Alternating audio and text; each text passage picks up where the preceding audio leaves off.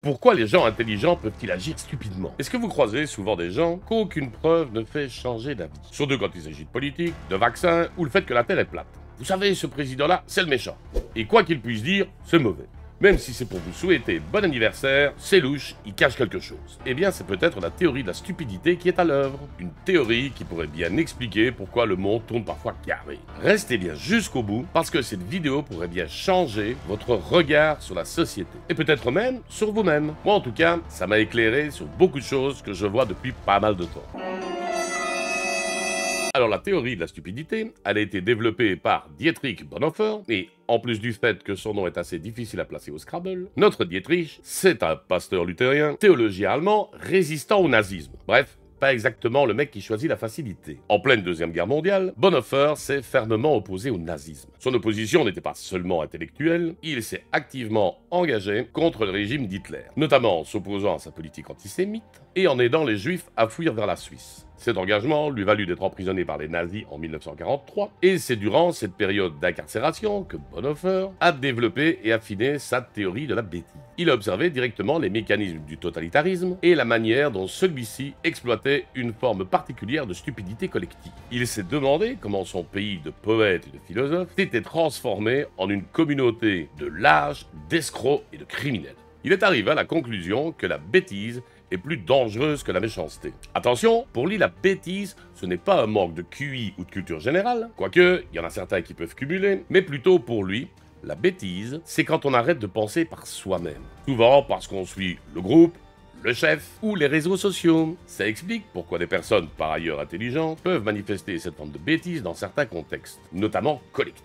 Ça peut être le gars qui se dit « je suis intelligent, donc j'ai forcément raison ». Un gars diplômé, super articulé, mais qui rejette tout ce que dit un parti politique opposé. Et ce, sans jamais contre-argumenter. C'est des abrutis, et voilà, fin de discussion. C'est typiquement la bêtise bonhoefferienne. Brillante à l'extérieur, vide de pensée critique à l'intérieur. Un cas que j'ai vu récemment, il y a un président de parti dans mon pays, donc la Belgique pour ceux qui ne savent pas, et j'ai un ami qui est totalement opposé à ce parti et à ses idées, ok, c'est son droit. Et récemment, vous avez sans doute vu que l'actrice Émilie Dequesne est décédée. Et ben ce président de parti a présenté ses condoléances, comme toute personne pourrait le faire. Et ben l'ami en question râlait, parce qu'il dit, oui, c'est pas normal, c'est un faucheton, il fait ça dans des buts populistes, électoralistes, etc. Ben non, il présente ses condoléances, le gars, hein. Mais lui, puisque ça venait de ce parti-là, de cette personne-là, c'est forcément mauvais. On a pu le voir aussi dans le cas du Covid-19, où on disait « les vaccins mettent des puces 5G ». Pendant la pandémie, en effet, on a vu une explosion de théories farfelues, et des gens qui, malgré toute donnée scientifique, disaient « ouais, mais... t'as pas vu cette vidéo sur WhatsApp de mon cousin? Ce n'est pas qu'ils sont stupides au sens classique, c'est qu'ils ont abandonné leur capacité à évaluer les faits rationnellement. On peut voir ça aussi souvent sur TikTok et ces fameux défis débiles. Ah, manger des pastilles de lave-vaisselle? Pourquoi pas? J'ai vu 200 likes dessus. Et à ce moment-là, la bêtise collective devient virale, littéralement. Bonhoeffer dirait probablement que les réseaux sociaux sont le McDo de la pensée critique. C'est rapide, addictif, mais ça détruit de l'intérieur. Bonhoeffer est arrivé alors à la conclusion que la stupidité est donc plus dangereuse que la méchanceté car elle ne se remet jamais en cause. Contre la méchanceté, on peut protester. On peut avancer des arguments moraux, expliquer les conséquences néfastes, lui opposer une loi, des preuves, ou la contrer par différentes formes de résistance. Contre la bêtise, on peut pas faire grand-chose. Le raisonnement tombe dans l'oreille d'un sourd, les faits qui contredisent les opinions d'une personne stupide ne sont tout simplement pas crus. Et lorsque les preuves sont irréfutables, elles sont simplement mises de côté comme étant sans importance, comme étant accessoires. Un idiot convaincu, il est imperméable à la logique. Il ne sait pas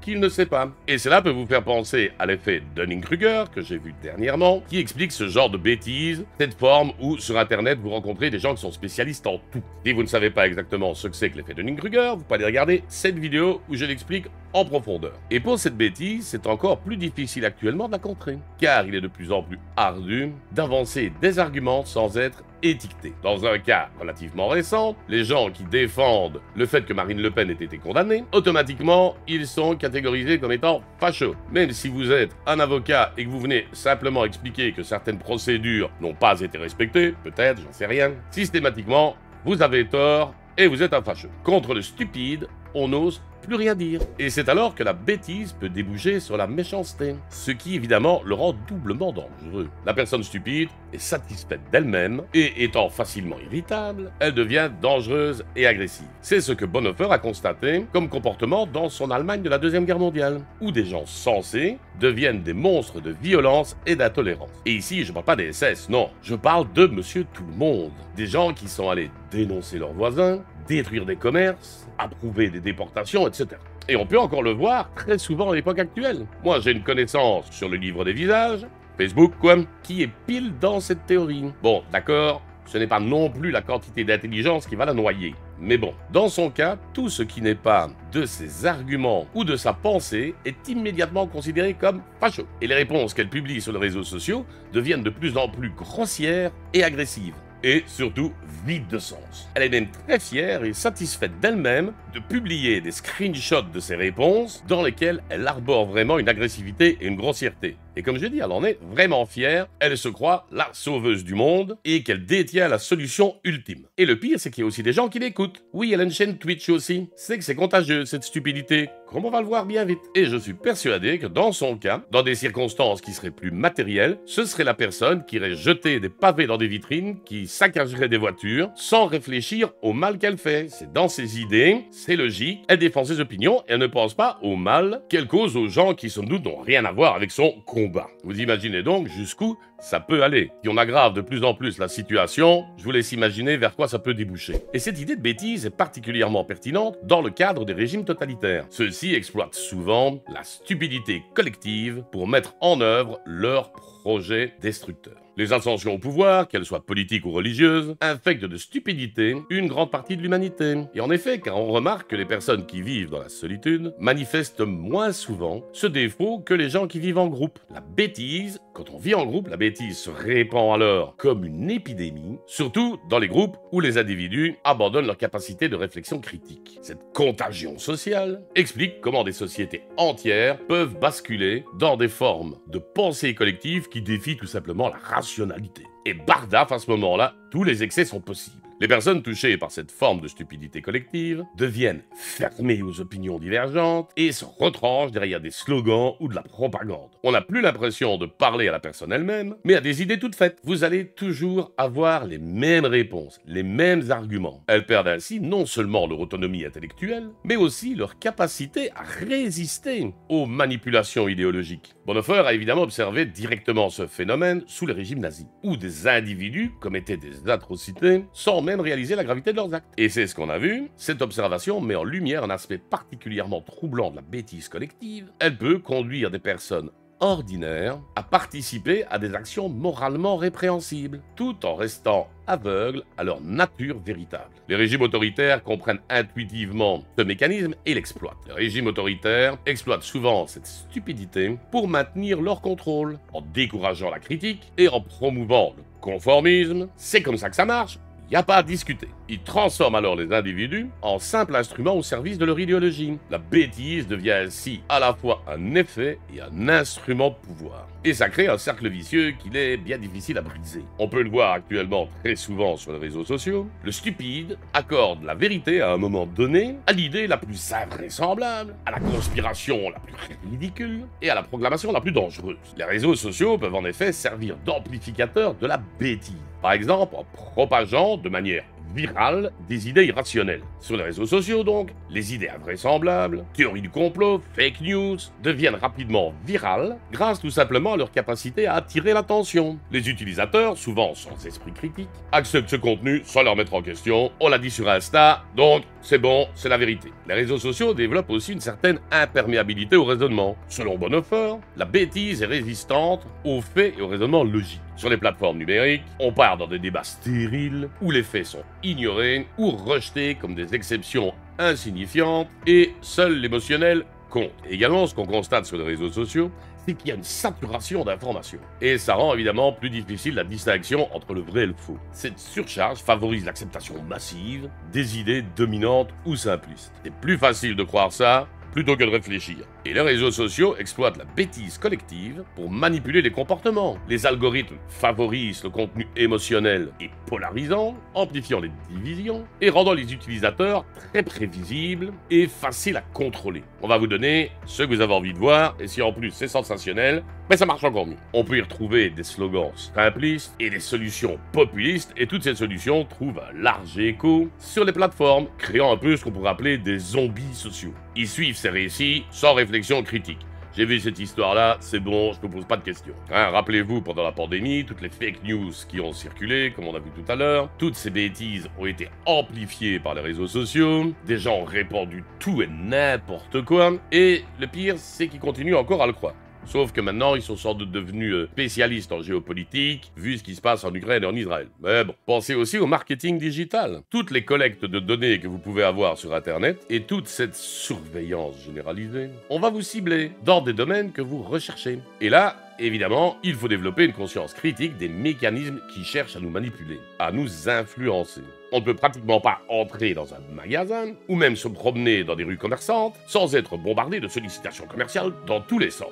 Sans parler de celles que nous recevons directement par courrier électronique et d'autres supports. Ces sollicitations exploitent directement nos données personnelles, elles sont intrusives et souvent inappropriées. Il nous appartient donc de développer les outils intellectuels pour y résister. Alors finalement, dans un monde saturé d'infos, de polémiques, de likes, et de fake news, penser devient vraiment un acte de résistance. Et si vous êtes encore là à m'écouter, c'est peut-être que vous avez déjà fait ce choix de la résistance et bravo. Car en effet, mauvaise nouvelle, on ne peut pas convaincre quelqu'un de stupide avec des arguments. Ça marche pas, il faut un événement extérieur qui vienne secouer la personne et la réveille. Bonne nouvelle, par contre, on peut éviter de le devenir soi-même. Comment? Eh bien en exerçant son esprit critique, même face à ce que vous croyez déjà comme établi. Examinez vos croyances et remettez-les en question. Résistez au conformisme, ne vous dites pas tout le monde dit ça, c'est forcément vrai, c'est pas sûr. Évitez de suivre l'avis général, faites vraiment votre propre analyse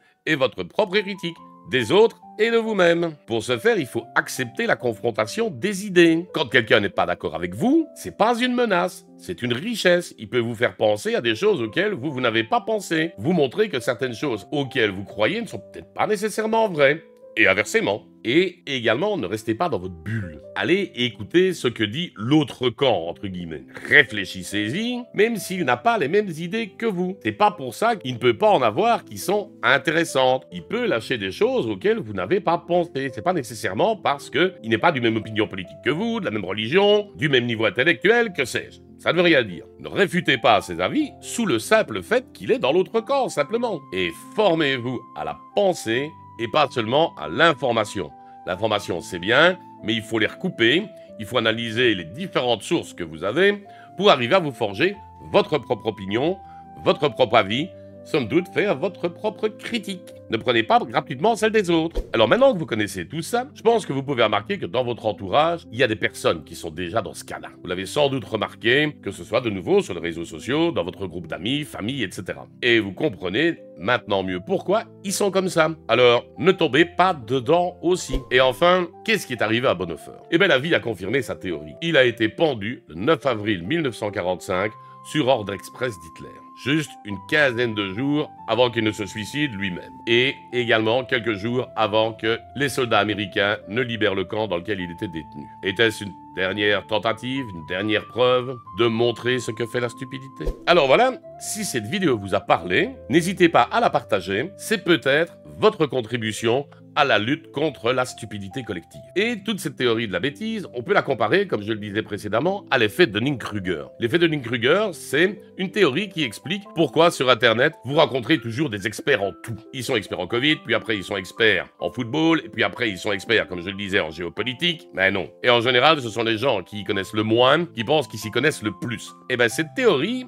elle a fait son chemin et elle explique ce genre de comportement. Et si vous ne la connaissez pas, vous pouvez donc aller voir cette vidéo dans laquelle je l'explique de long en large et vous comprendrez alors pourquoi certaines personnes gravissent ce qu'on appelle la montagne de la stupidité. Moins on en sait, plus on en parle et que c'est répandu, c'est énormément de personnes. Je vous explique comment ça marche et comment on résout ce problème. Et alors souvenez-vous, la liberté commence par une bonne dose de pensée critique.